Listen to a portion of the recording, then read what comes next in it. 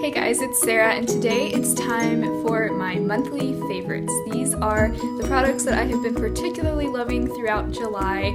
I don't have a ton of things, I have been doing a project pan, so I've kind of been going back to the same products a lot. But I do have a few products that I want to mention. Either they're new to me or they're things that I've had for a long time and I've just recently been kind of reintroducing myself to. So let's just go ahead and get started. So I do have a few brush favorites this month.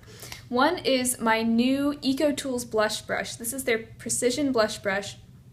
I got it for $8 at Target, and it is just so well made, so sturdy. I love that they use recycled aluminum in their ferrules. They use sustainable bamboo. These are just so well made. Of course, the fibers are synthetic. They're not animal hairs. All EcoTools brushes are vegan, and the bristles are super soft. And what I love about this is the shape. It is, just a pretty standard size blush brush, and it's pinched in enough so that you can really angle it just the way you want it when you apply blush. And it just blends it out so beautifully. I love this brush. I highly recommend it if you are in the market for a new blush brush, because my old blush brush was just so old and the bristles were getting kind of weird and frayed, and so I really did need a new one, and I'm happy that I went for this one. Another brush is one that I've had for a long time, and it's this Wet n Wild eyeshadow brush. It doesn't have a name on the handle, and I don't think any Wet n Wild brushes do, which is kind of annoying, but this is just an eyeshadow brush, and it's not one of their new ones that came out at the beginning of this year. This one has been in their line for a while, and it only costs $1, and this brush is so nice. It's so well made. This hasn't gotten loose right here. The bristles, I haven't noticed any shedding with them. And the shape of this brush is such that you could actually use this brush alone, for your entire eyeshadow look. You can use it to pack shadow all over the lid. You can even use it to blend out in the crease, because while it is flattened a little bit, it's also very fluffy, as you can see. So, it has multiple uses, and I think I might actually do a video where I do an entire eyeshadow look just with this. I think the only thing you really couldn't use this for would be to line your eyes with any sort of eyeliner or anything. Obviously, it's a little big for that, although you could do a little bit of smudging if you angled it just right. So I just love this brush. It's such a multitasker. Definitely recommend this if you haven't tried it yet. It's just so basic and so standard. When I first bought it, I actually found it at Dollar Tree. And I thought, this is probably not going to be any good. I probably won't use it, but I have gotten a lot of use out of this, and I love it.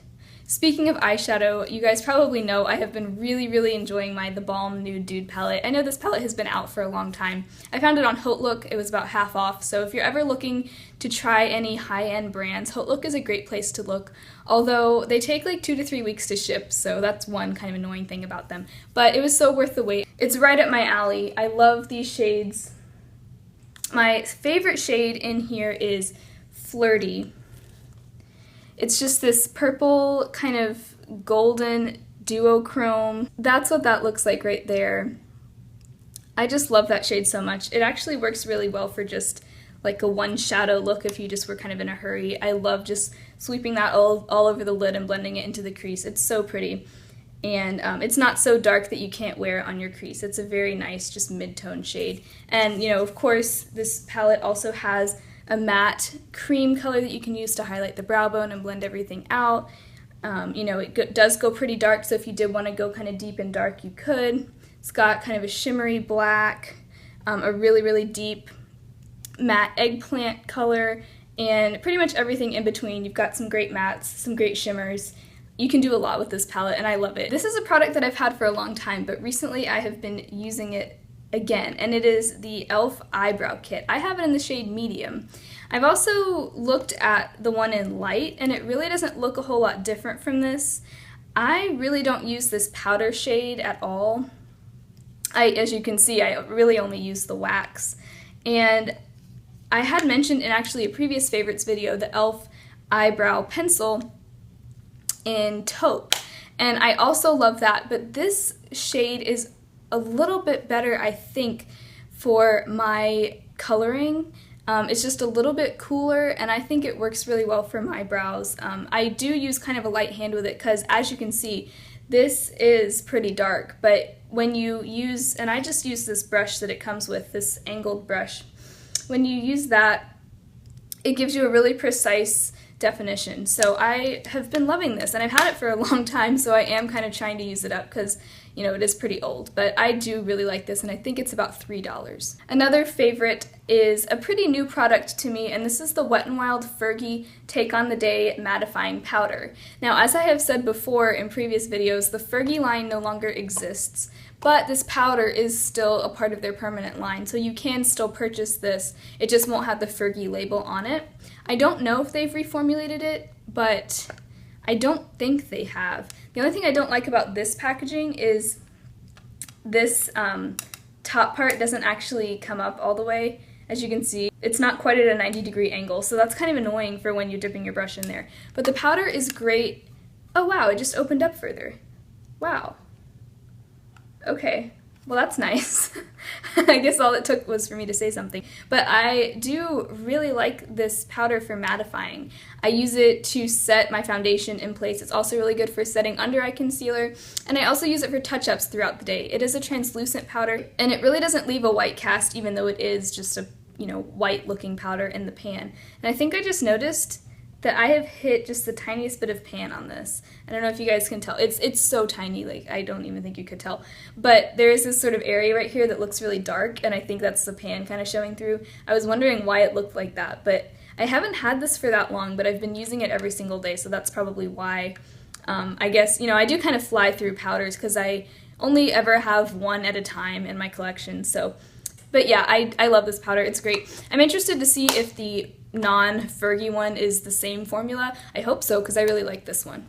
The last thing is a hair product, and it's the It's a 10 Miracle Leave-In product.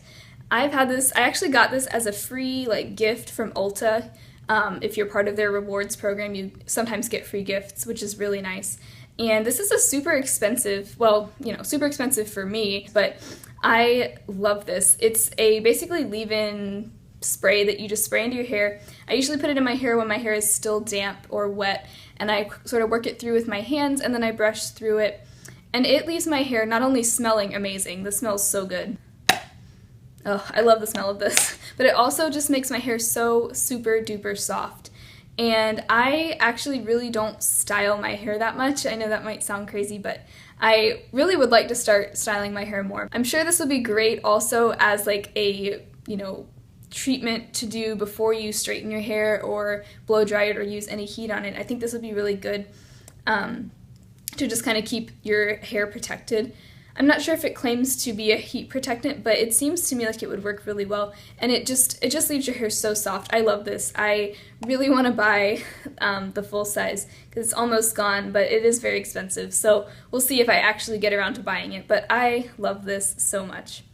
So that is all of my favorites from the past month. If you have tried any of these products, let me know. I would love to hear your thoughts on them. And I would also love to know what your favorite products have been this month. So be sure to leave a comment below. If you enjoyed this video, please subscribe, and I will talk to you guys later.